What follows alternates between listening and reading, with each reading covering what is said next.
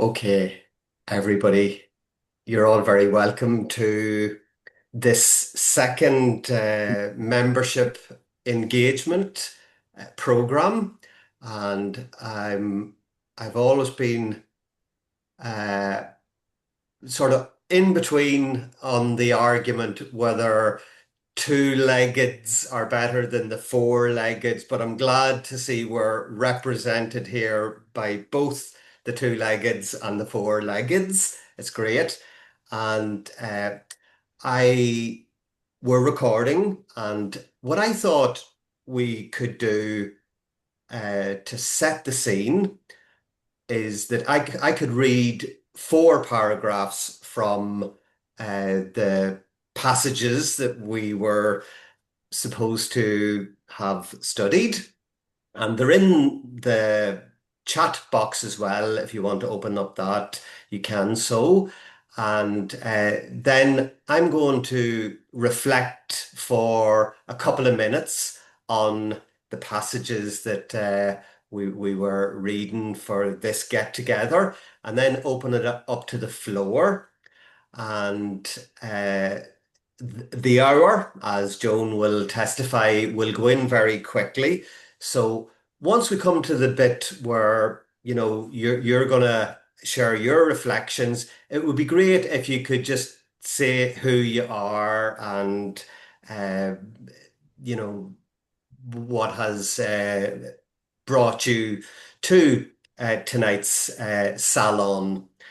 So if you're all ready, I want you to sit back, relax, and allow A.E. Russell's words to wash over you. And I'm going to read two, uh, four, four paragraphs, two from the first section, and then the first paragraph in each of the other sections. And here we go. So, The Hero in Man by A.E. George Russell. And this is the first two paragraphs in this section. There sometimes comes on us a mood of strange reverence for people and things which, in less contemplative hours, we hold to be unworthy. And in such moments, we may set side by side the head of Christ and the head of an outcast. And there is an equal radiance around each, which makes of the darker face a shadow and is itself a shadow around the head of light. We feel a fundamental unity of purpose in their presence here and would as willingly pay homage to the one who has fallen as to him who has become a master of life. I know that immemorial order decrees that the laurel and the crown be given only to the victor. But in those moments I speak of, a profound intuition changes the decree and sets the aureole on both alike. We feel such deep pity for the fallen that there must needs be a justice in it. For these diviner feelings are wise in themselves and do not vaguely arise. They are lights from the Father. A justice lies in uttermost pity and forgiveness, even when we seem to ourselves to be most deeply wronged. Or why is it that the awakening of resentment or hate brings such swift contrition? We are ever self-condemned, and the dark thought which went forth in us brooding revenge. when suddenly smitten by light, withdraws and hides within itself in awful penitence, in asking myself why it is that the meanest are safe from our condemnation when we sit on the true seat of judgment in the heart. It seemed to me that their shield was the sense we have of a nobility hidden in them under the cover of ignoble things, that their present darkness was the result of some too weighty heroic labour undertaken long ago by the human spirit, that it was the consecration of past purpose which played with such a tender light about their ruined lives, and it was more pathetic because this nobleness was all unknown to the fallen, and the heroic cause, so much pain was forgotten in life's prison house. And we have to admit a few more. So they're the first two paragraphs, and now the first paragraph in the second section. Our deepest life is when we are alone. We think most truly love best when isolated from the outer world, in that mystic abyss we call soul. Nothing external can equal the fullness of these moments. We may sit in the blue twilight with a friend, or bend together by the hearth, half whispering or in a silence, populous with loving thoughts, mutually understood. Then we may feel happy and at peace, but it is only because we are lulled by a semblance to deeper intimacies. When we think of a friend and the loved one draws nigh, we sometimes feel half pained, for we touched something in our solitude which the living presence shut out. We seem more apart and would fain wave them away and cry, "Call me not forth from this. I am no more a spirit if I leave my throne." But these moods, though lit up by intuitions of the true, are too partial. They belong too much to the twilight of the heart. They have too dreamy a temper to serve us well in life. We should wish rather for our thoughts a directness such as belongs to the messengers of the gods, swift, beautiful, flashing presences bent on purposes well understood. And the first paragraph in the third section.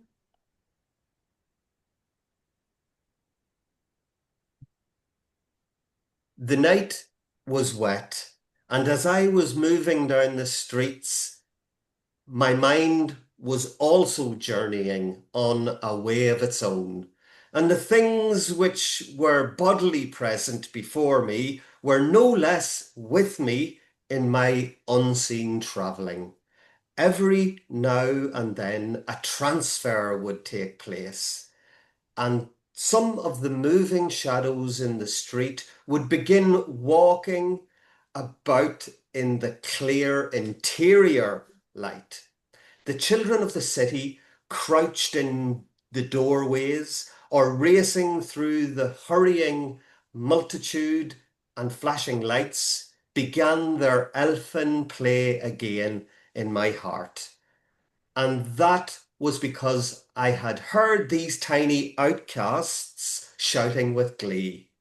I wondered if the glitter and shadow of such sordid things were thronged with magnificence and mystery for those who were unaware of a greater light and deeper shade, which made up the romance and fascination of my own life.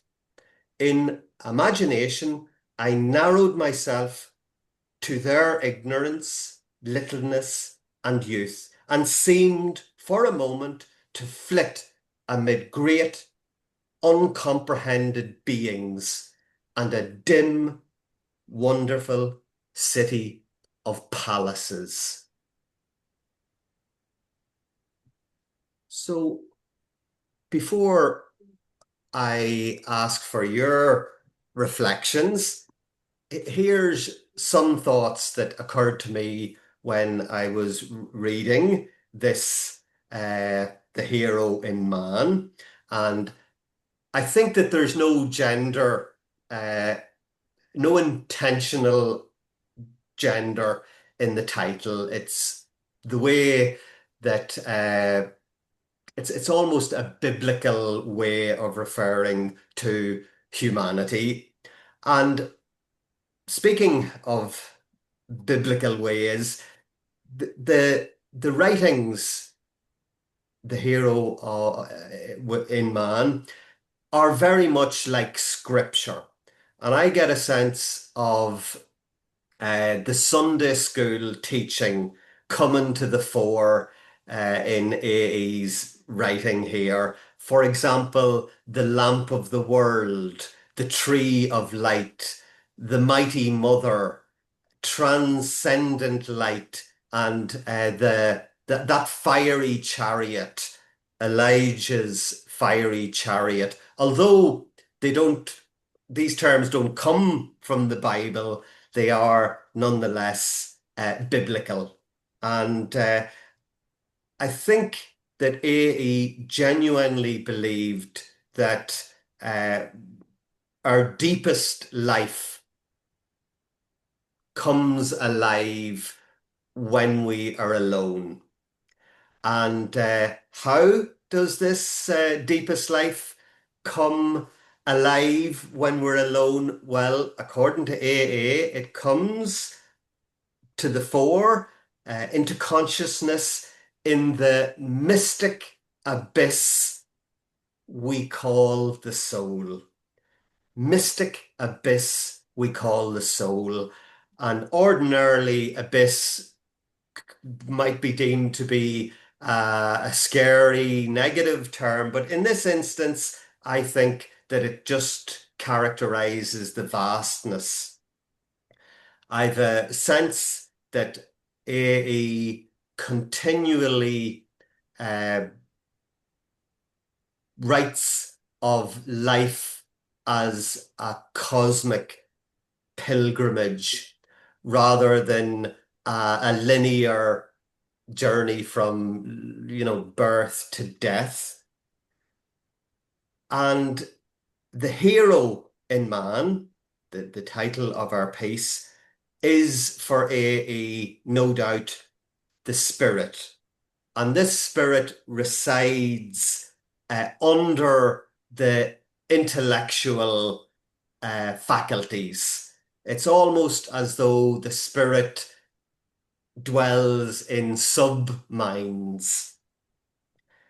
And he likens the hero that he has said elsewhere we can all access to Prometheus and Christ, who uh, represent the human spirit because they uh, descended to humanity from the gods, from the heavens, to assist, to offer salvation, but also upheaval, both Prometheus and Christ, and many, many other heroes that we can think about. And there seems to be a grandeur to the soul, as characterized by AE. a vastness, and it reminds me again of the biblical notion of many mansions, which A has referred to in the Candle of Vision. And uh, Christ said when he was talking about the many mansions, if it were not so, I would have told you. And I think A would agree that there are many mansions in my father's house, referring, I think, to the vastness of the mind. And in the way he has gathered his thoughts together in this piece, the hero in man, he is again, as if we needed reminding, he again is demonstrating that he is an illumined mystic. And light for A.E. Russell is very significant, and shades of light, and that's the artist in him, I imagine. But in this piece, he he talks very much about the outer light, and something we don't often hear spoken about really is the inner light. And AE is aware of the inner light that shines in others and within himself. And I particularly love his use of the term shining imaginations. Now, what are shining imaginations in this piece? Well, he tells us shining imaginations are the opening and closing of a door to the divine world. So they are the thoughts that came to me when I was reading this piece, and I'm fascinated now to hear your reflections. And nothing will be incorrect. Your opinions, your thoughts, your reflections will be valid. So if if you don't put your hand up and speak, I'm going to maybe ask. And Patrick's the first out of the traps. Patrick, off you go. Well, I just want to say that was a superb reflection, Raymond.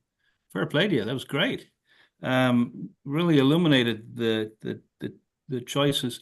I think it is true that AE is a Protestant theosophist, and he is immersed in a sort of a biblical approach, as you're pointing out. But he's also referring to things like reincarnation in this piece. So that there is a sense in which he's a theosophist and he's biblical. So one of the things that's interesting is he does weave in Christianity is woven into the great fabric of his mystical vision, as well as Buddhism and Hinduism and all of the other strains of mystical writing. What I get out of the first couple of paragraphs you were reading is a sense of humility. People who seem to be marginalized, who seem to be very humbled, who seem to be lacking in status. In the theosophical sense of reincarnation, there's some reason that they've been humbled in this particular incarnation, and therefore we should look at them in terms of this spiritual vision, that there's some purpose working through their form of cosmic drama, as you put it. And so that sense that AE is not writing in terms of an intellectual writing an essay, but is writing with the eyes of mystical vision. So he's talking about the heart, he's talking about the spirit, he's talking about intuition. So this is that level of intuitive, imaginative, spiritual consciousness that we're getting in this essay. So you have to kind of adjust your normal way of engaging with prose, like you're doing, Raymond, very good, to see how he's talking to and trying to awaken in his words a sense that there is an intuitive mystical dimension to our humanity. And in that, he's very much like Blake. Blake has the same sense of the imagination as the form of the divine. And then the last thing I'll just say is that sense of a deeper being within reminds me in terms of, well, how do we understand AE today? It very much seems to be in the frame of Carl Jung and the Jungian idea of the self, the deeper being within, the hero of man being that the Atman, the higher self, the spiritual, mature consciousness at the core of our deeper than our intellect and our ego and our material self. And so to me, this is an extraordinary essay written in 1897 at the end of 12 years, we believe, from his biography of study of mystical writing. And to me, this is like a classic of world mystical knowledge. This could be taken out of this particular book and put in an anthology of mystical writings from around the world and could be placed against anybody else, whether it's Blake or any other mystical. So this is a canonical classic text. So I always take kind of like where do we place things in terms of the strategy of the writer. I approach things like a literary historian, and literary history is full of this kind of balancing between a more material, realistic, intellectualized, perhaps a little cynical view, and then this more romantic, spiritual, mystical kind of knowledge that's trying to break forth. And AE is our supreme prose artist of that mystical intelligence. So that's all I would say. Thanks. Thank you very much, Patrick, for that contribution, illuminating as always. And Michael, isn't it, has his hand up? Yeah, thanks, Aaron. I think the writing is extraordinary in its ability to actually describe something which is very indescribable. Right. And the language is probably only bettered, in my opinion, by his artwork because it is so reflective of this concept of light. And in when he talks about the spirit of light, and in that whole section, he really is, when he talks about the contradiction of victory and defeat, maybe reflecting strongly his pacifism, but that concept of light goes right through it when he talks about the gleaming tiara as well within it, which gives that the star flame that inspires others. And the references to how actions of one person have unexpected impacts on others. And that when he says about the living light, so it's different kinds of lights that he describes. And when he says our light to shine in some other heart, which has yet no light of its own.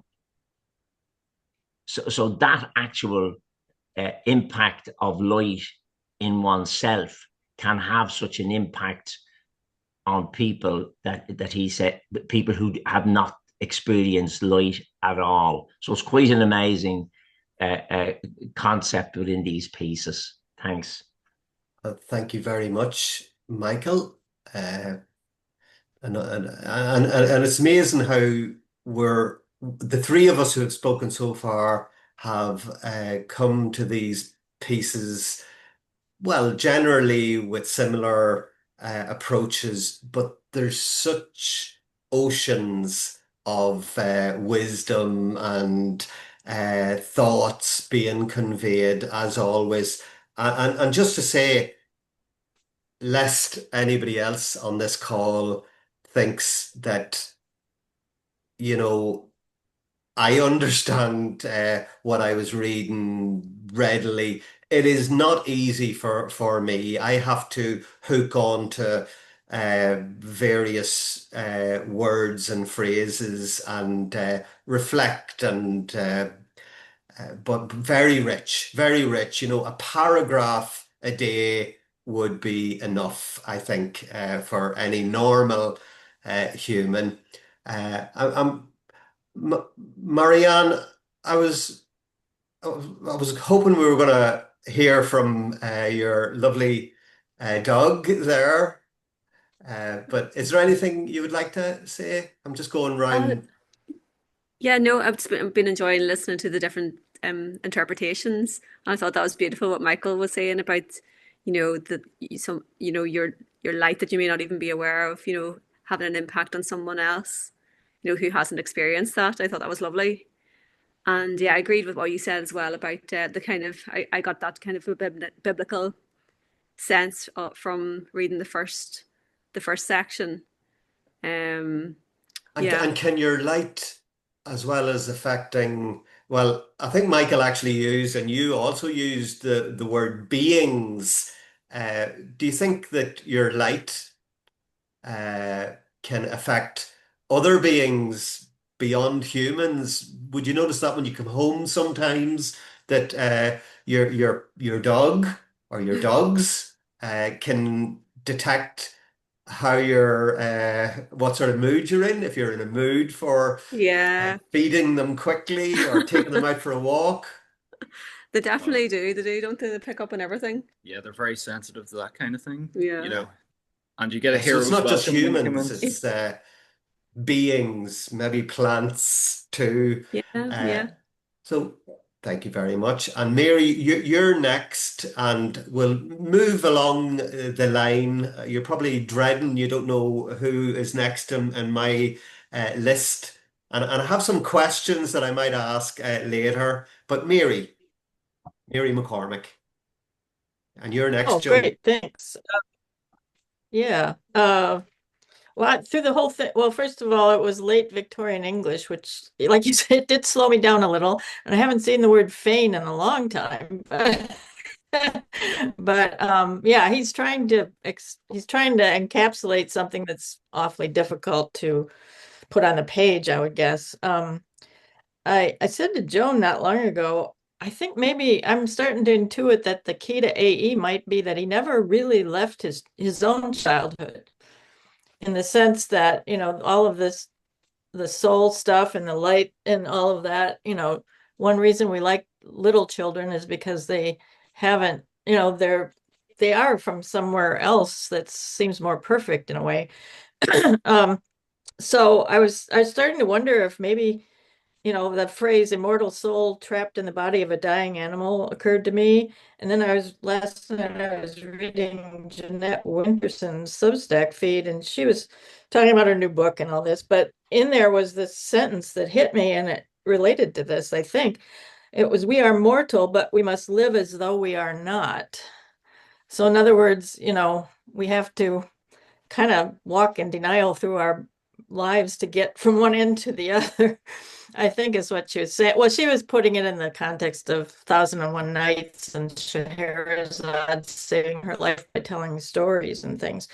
So I'm wondering if AE was maybe wrestling with mortality his whole life, partly because his own sister died when he was quite young, right? Wasn't she an older sister and she died when she was 18 or something? So those are my just sort of odd thoughts here. And then the Mighty Mother cropped up several times, which was a grounding image. And I wondered if that had something to do with Kathleen the Houlihan or something.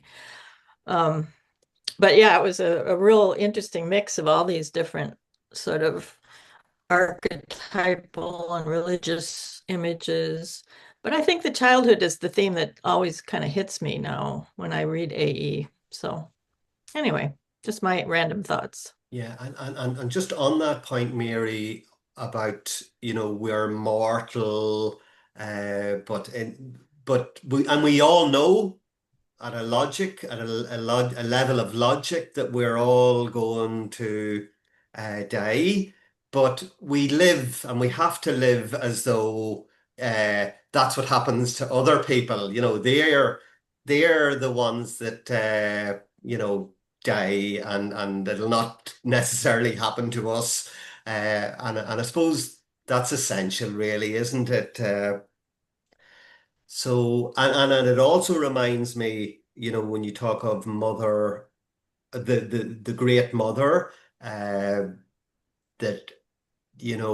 we don't have respect for Mother Earth, and we're it sustains us. Mother Earth sustains us, but we act as though we're the only species, or we're the only generation that needs Mother Earth. And again, at a level of logic, we know that we have to do something about it, but we have no sense of urgency.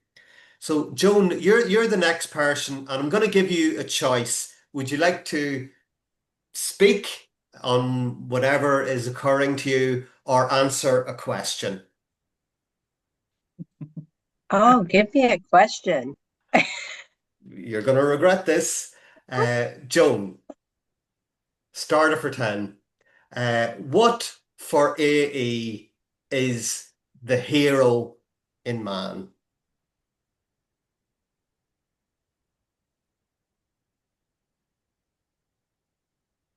I'm going to go to what Michael was talking about and talk about light. Throughout this essay, I kept circling. I printed it out and I circled every word that referred to light. And I just have this, it's glittering with light, this essay. So that light, I think this goes back to what Patrick was saying about theosophy. Yes, this does sound like scripture, but it's also a primer, I think. It's a guide to helping us think about theosophy, equality, interconnectedness, and that all of us have this light, this power within. And if you look at his last words to us, it's a call to action. He's waking all of us up and he's saying, go now and start doing this. So we're waking up and the light is there, and he's shining a light on the light, many lights within us. Very well said, Joan. And it was anybody would think that I had sent you on that question in advance, which I certainly didn't. But yeah, you handled it very well, Joan. Thank you very much indeed. And you can see the themes occurring in all our responses to these pieces.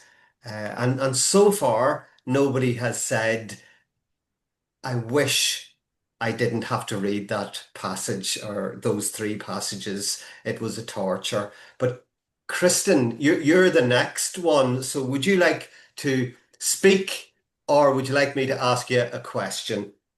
Well, I was going to say, I just really appreciated what you were saying earlier about this not being easy for you, right? That I'm trying to write about AE right now for a project I'm working on about anti-colonial coalitions between Irish and Indian subjects at the turn of the century.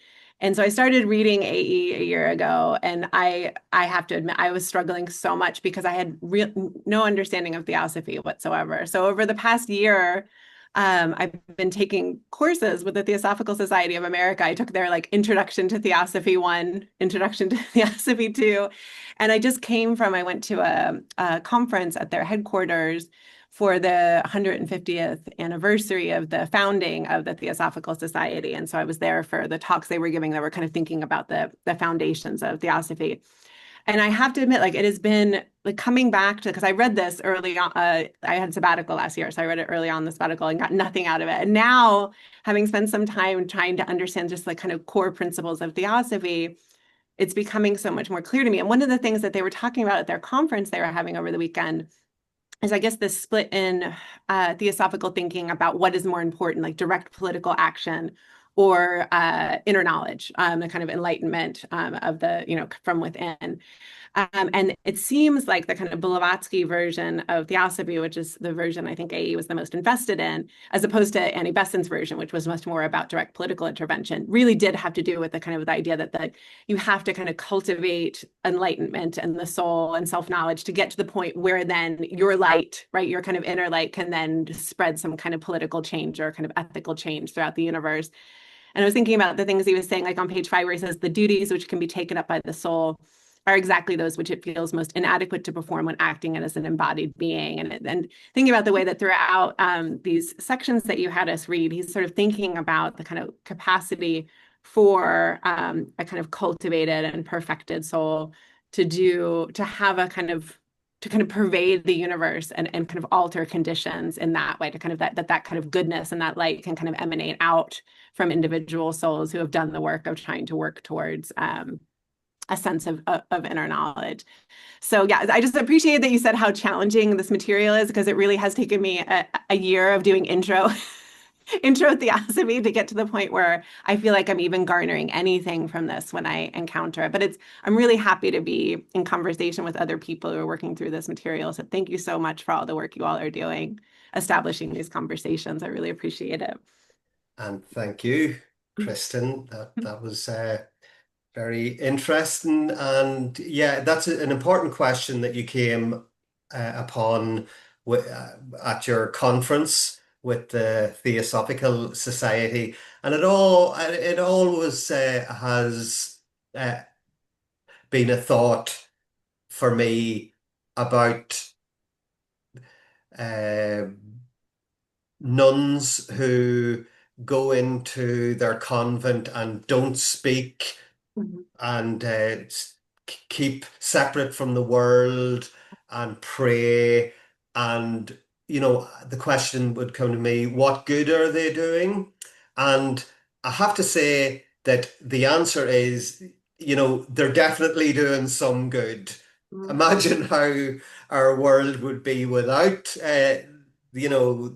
people like that emitting positive ideas, thoughts, energy, vibrations, and like that, the monks who go off into the wilderness, what good are they really doing? And I think that, everybody has something to contribute to improving the collective lot of all the beings on our planet. Because at the moment, logic is probably responsible for many of our issues, this right, wrong. But Mary, thanks, Kristen. Mary, you're next on my screen, regrettably for you. Would you like to speak to us about some of your thoughts, or would you like me to ask you a question? Mary McKenna, the second Mary. Thank you. Yeah, I appreciated it very much. I didn't read it up in advance, but what I was so inspired by the last session, it got me going to read the biography of A by Summerfield. And I think maybe Patrick also had a video on YouTube about the different, reading lists and so on. And each thing that the three of you raised last time. So I felt like I just got such and he was such an inspiring person. So when we were reading this then tonight, and thanks for, I just opened it there online. It's a lovely little 30-page, 29-page booklet, and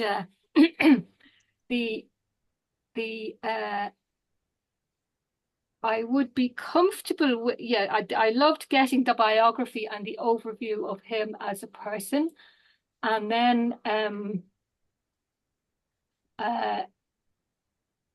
I'd be comfortable with the terms. I've got a good interest in Indian philosophy and Plato and so on. So I'd be comfortable with all that. But I just think it's very striking. Well, the first paragraph, trying to find it, I was just underlining it.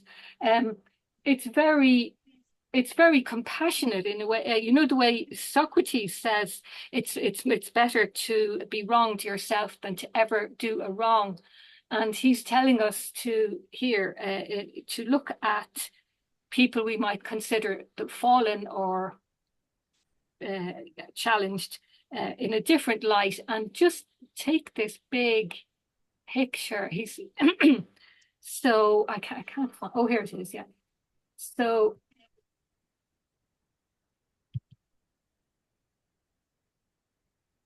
so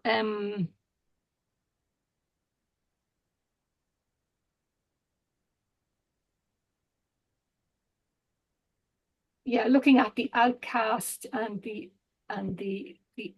deep pity for the fallen, and so a justice. What is justice? And that Socrates would talk about that, and that we are the losers if we are hating or condemning people.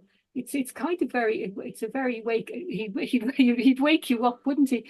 And then talking about, it's very inspiring the way we don't know what went into, their past lives, or why it's like that. And then he's the living the presence, the way he changes his view as he goes, he's inside and out as he's walking down the street, and he sees the young children.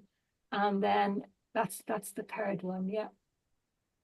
And how he's reminding us of the magic, really, of being quiet and alone, and how it's actually very vibrant and alive, first thing in the morning when you haven't got so much going on for you, and if you're just still and you just look out the window, out the window or be still.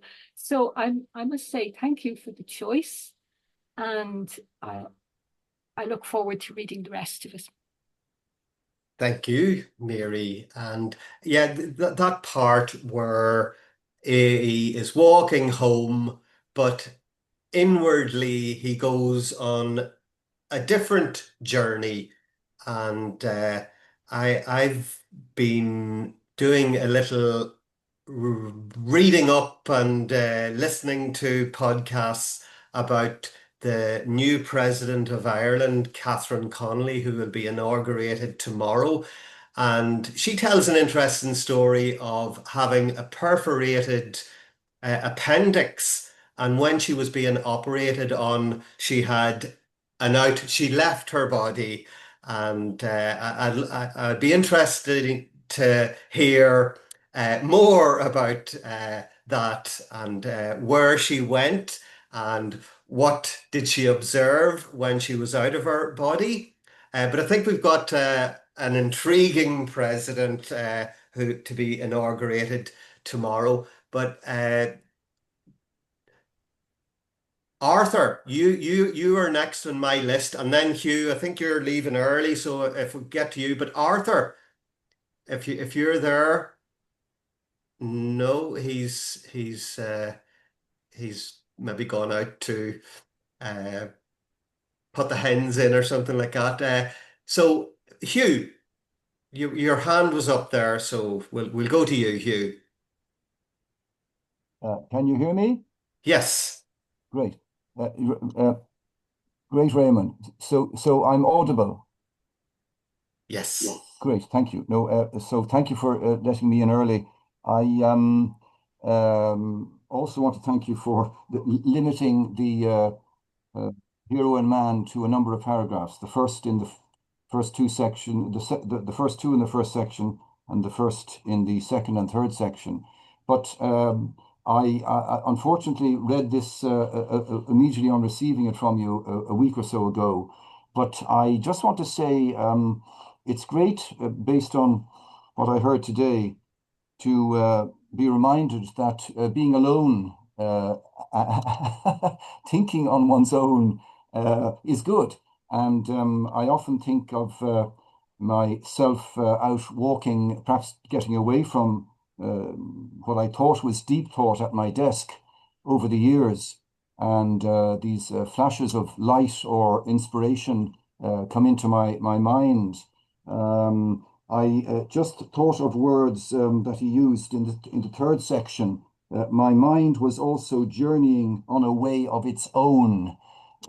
So I must say, I regard the writing I've read, which is very limited, but certainly this one on the hero, these pieces on the hero, as like fine wine, 14.5% or whatever it might be, or a good Bordeaux.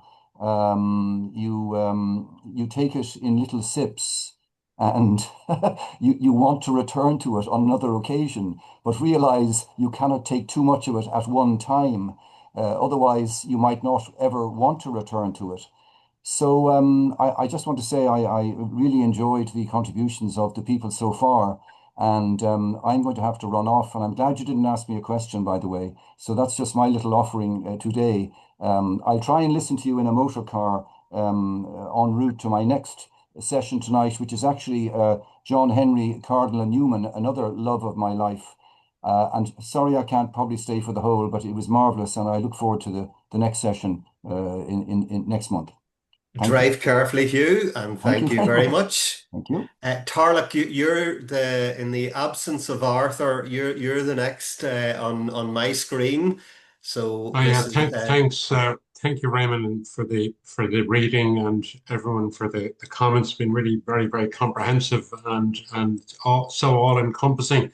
I don't really have I don't have one original thought to add to anything that's been said already. In fact, the only thing I thought of was when Kirsten was talking about Ireland and India, Chittagong came into my head. But beyond that, I'm afraid no other inspiration.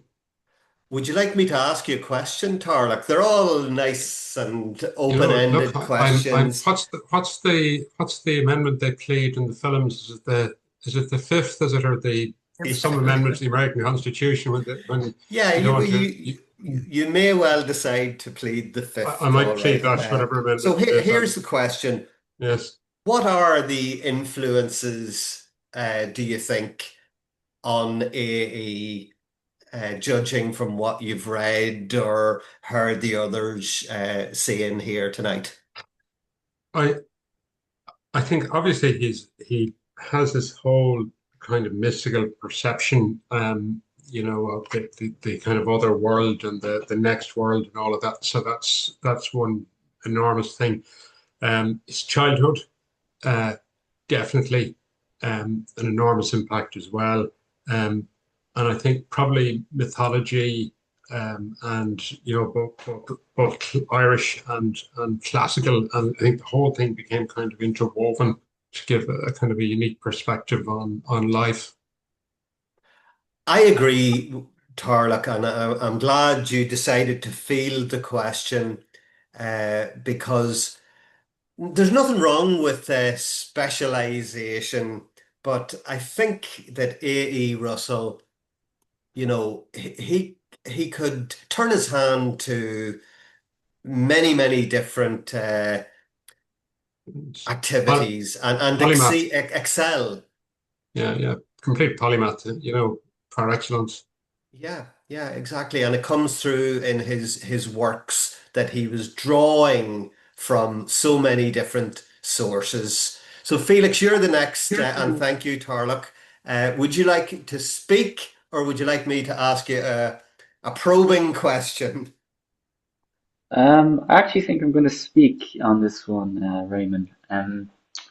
I found everyone's perspective very, very interesting, and immediately I just got hooked when you mentioned the idea of the hero man in relation to Prometheus in Christ, and why does that fascinate us? Not because of their mortal being, but because of this spirit fire, and like, you know, it's in those words where A says, "For the darkest of human spirits has still around him this first glory which shines from a deeper being within, whose history may be told as the legend of the hero and man."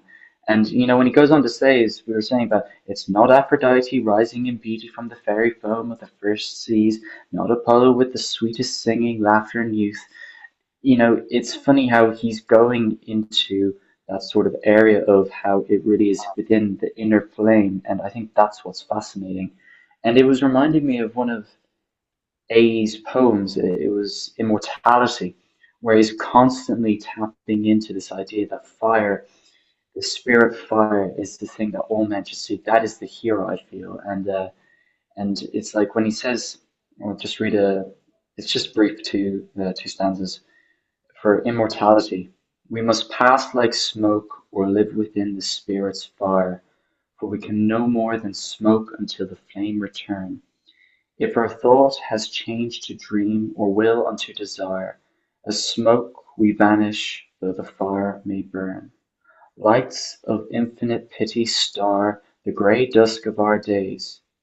Surely here is soul, with it we have eternal breath. In the fire of love we live, or pass by many ways, by unnumbered ways of dream to death. And this is what I think, like as you were saying earlier, Raymond, it's about trying to harness that inner fire, which is so hard to find. But if you can find it, which is so tender but invisible, then you've conquered the greatest challenge of all. And I think A is constantly saying, as Hugh and everyone else is saying, being in your own company, that's part of it. So that's why I feel like A is trying to tell the world, like the hero is that spear of fire which cannot be seen but can be felt. But yeah. Thank you very much, Felix. Thank you very much indeed, and for introducing that poem, Immortality. And, is immortality a good idea? Well, I don't think it's the same immortality as many people want, i.e., that will remain young physically and live and hang glide in well into our 90s. It's a different kind of immortality, isn't it? And Absolutely. Yeah. AE returns to it again and again. Patrick, thank you, Felix. You're regrettably for you the next on my screen. Will I try you with a question? Go for it, man. Okay. What do you think of the language in AE's work and, these passages, for example? And Michael, you're next on my screen, just to let you know. Yeah, so A's style is very interesting. Monk Gibbon, in commenting on him, considered him one of the great prose stylists. And I think there is, when you look at the vocabulary, the diction, the syntax, there is a grandeur, there is a slow rhythmic cadence in his writing. He's elevating us into that intuitive spiritual reverie in his linguistic kind of decisions as he's putting his words together. And so he has a kind of a poetic enchantment, not just in his poetry, but he has a sense in which there's a kind of an incantation in the sense of dignity, grandeur, the sense of large spiritual realities are trying to be contained in the style. So he's trying to match a particular style with a very large visionary concepts, and they're kind of both concepts and spiritual realities. So they're they have that intangible, mysterious quality. So yeah, I mean his use of prose is one of the extraordinary signatures of AE. And as Michael said earlier, it's kind of like his art, the way his art is bringing gods and goddesses and spirit beings into Irish landscapes. He's bringing kind of this spiritual intelligence, this kind of fusion of a concept and a spiritual intuition, this sort of intuitive intelligence. He's matching that with his prose style, I think, very effectively. I mean, it's extremely hard to do that, obviously, because it is evoking an intangible, suprasensible, immaterial reality that we yet are drawn to intuitively. We're all drawn to it. So it is one of the most interesting things about him. And you don't want to define it too much, but you don't want to just say it's indefinable. It is a certain decisions he's making in rhythm, in vocabulary, in concepts that are archetypal and mystical, like lamp and mighty mother and Christ and Prometheus and all those other terms. So I mean it's extremely effective for awakening spiritual intuitive intelligence. I mean, it does work. So his his approach to that, what Joan referred to as trying to wake us all up. Um, Felix had the great term, the spirit fire. He does find a language to convey by evocation and provocation, I think, the spirit's fire. And that's what makes it kind of this. I think this essay is a classic of that kind of writing. So, Well, thank you very much, Patrick. Great summary and well done. Uh, you know, the it always occurs to me that if AE was using the language that we're all encouraged to use nowadays, which is direct and succinct and edited to within an inch of its life, I don't think he would bring us to where we want to go. And this scriptural kind of language appeals to that other sub mind that I suppose he's trying to access. So Fiona, you're the next person, and would you like me to ask you a question, or would you like to just say something that No, occurs to you? hi Raymond. A question would be grand. It'll probably be, who are you and what are you doing here? This is my first time being on, and it's lovely to meet you all. Yeah, well, we're delighted to have you, Fiona, here with us. And I will ask you a question. And it's, don't fret. What do you think, Fiona, that the world of science, uh, the world of politics, the world of economics would make of his writing or his ideas today? I suppose I'm thinking the politics, particularly, maybe more so than the science, that idea of looking for the hero. You think of politics, particularly in the West at the minute, well, I suppose worldwide, it's so destructive and self-serving, and it's not about looking for the hero. I think in his writing, he's very much, whilst he's using these, the Greek mythology, the Paradise Lost, and the biblical imagery. There, he also elevates the ordinary. That all of us have that potential to be heroes in our own lives. Which, when you think of things like 9/11, ordinary men running into a burning building, and suddenly, faced with an extraordinary situation, can become heroes.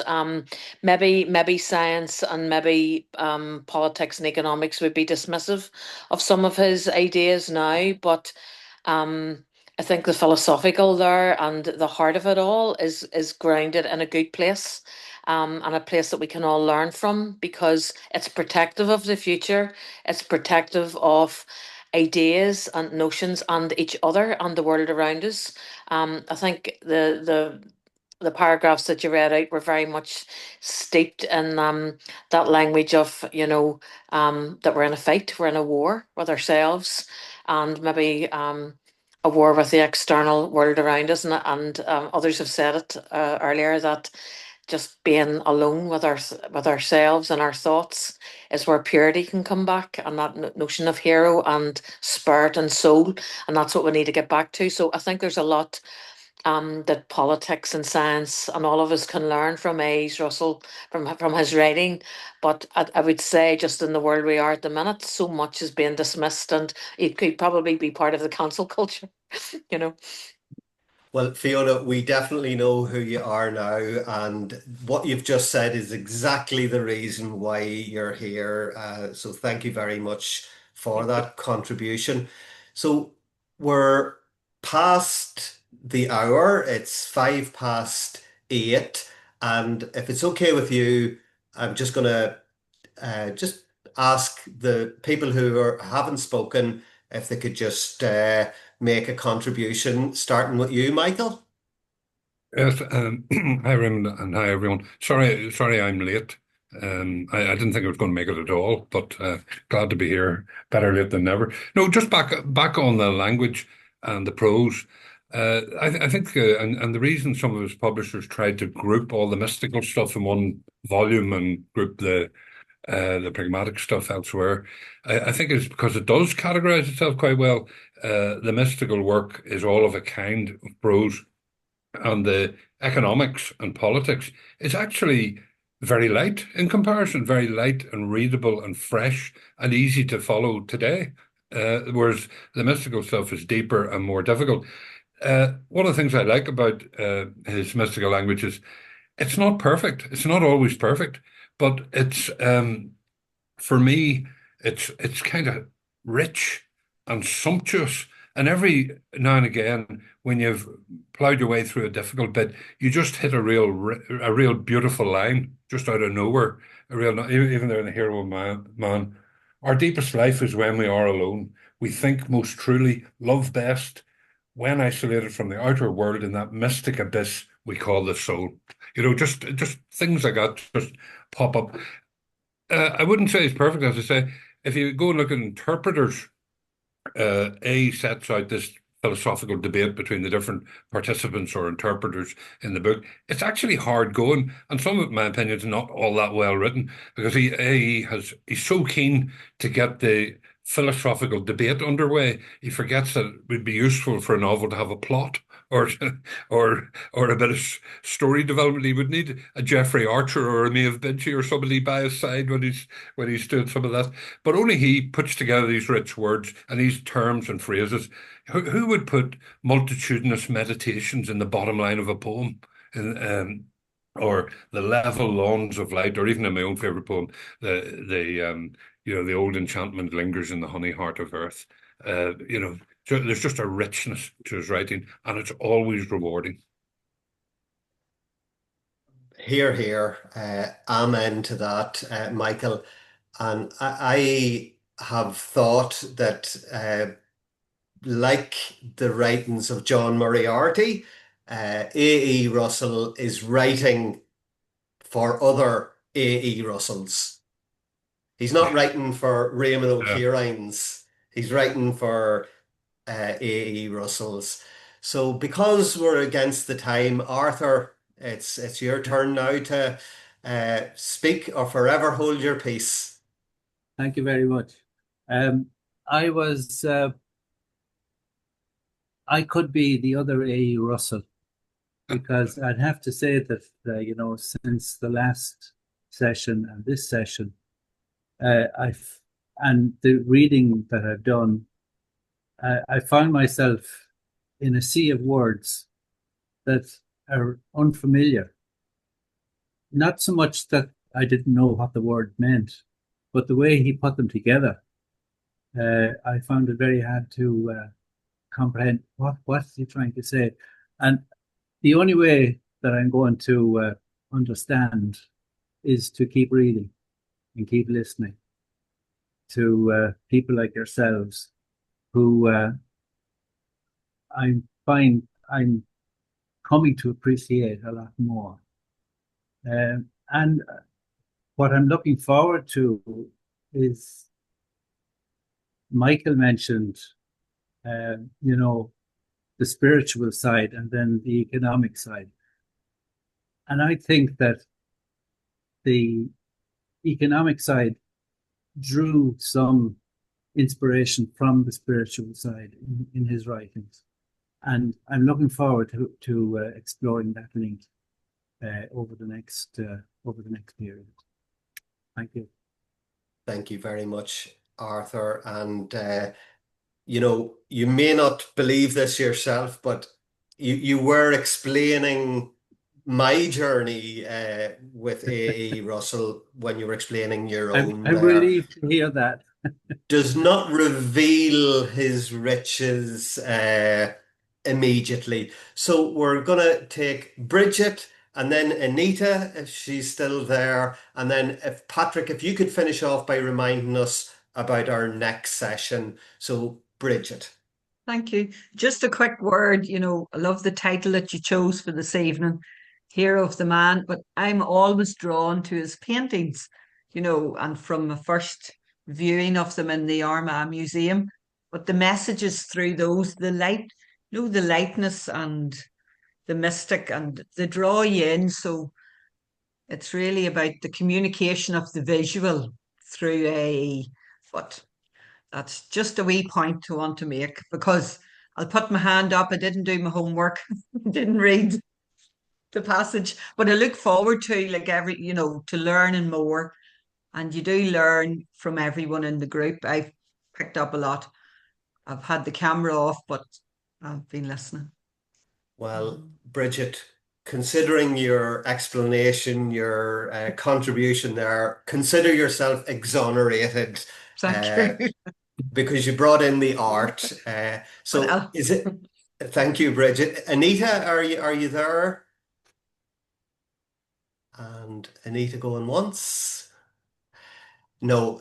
So look at just finishing off for me. I really enjoyed gathering some thoughts together for you on these passages. It really helps you as a reader to grapple a little better with the material when you know you have to try and make some sense of it.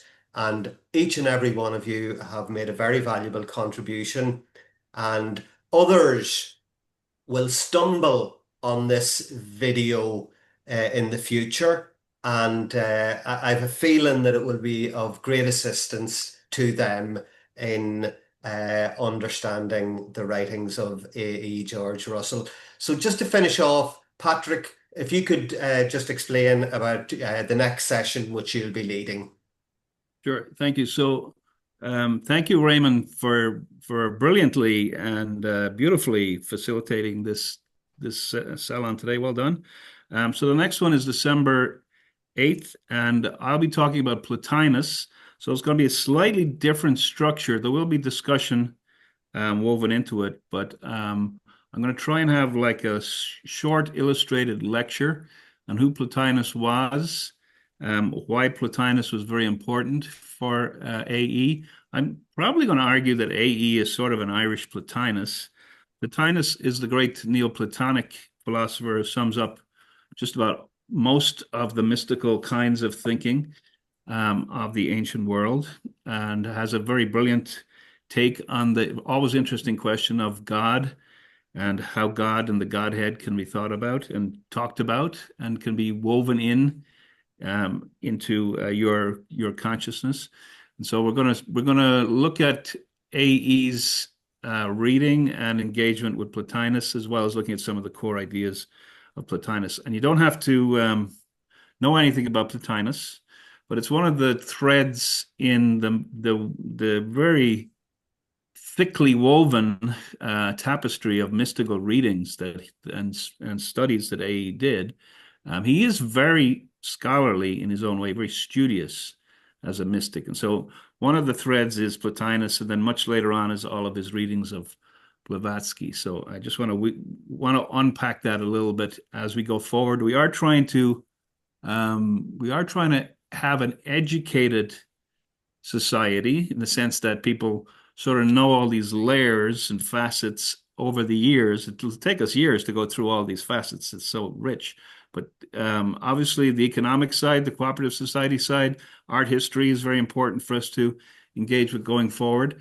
But the mystical seems to be, as Michael already said, one of the great keys to open the great treasure house that is AE. And what I would say is, as I usually always say this, is that AE is a figure of world importance. He's a great Irish figure, obviously, but he's a figure that I think the more we try to figure out what we're doing in engaging with trying to understand AE, the more I think we'll ripple out and create more engagement across Ireland and the US and other places in the world, and the more we'll enjoy trying to articulate the legacy of this great Irish mystic, artist, poet, etc. The big long list of nouns that he trails after him. So yeah, we're going to look at Plotinus, and it's quite a challenge for me, and I'm really enjoying trying to articulate this as a short lecture, and so it'll be a lecture and then discussion afterwards. Okay, thank you, Ray. Thank you very much. Well, listen, as I say in Looney Tunes, that's all, folks. So we'll see you on the 8th of December. And thank you very much for engaging so well in the topic, and good night. Thanks very much. Thank you. Great, everyone.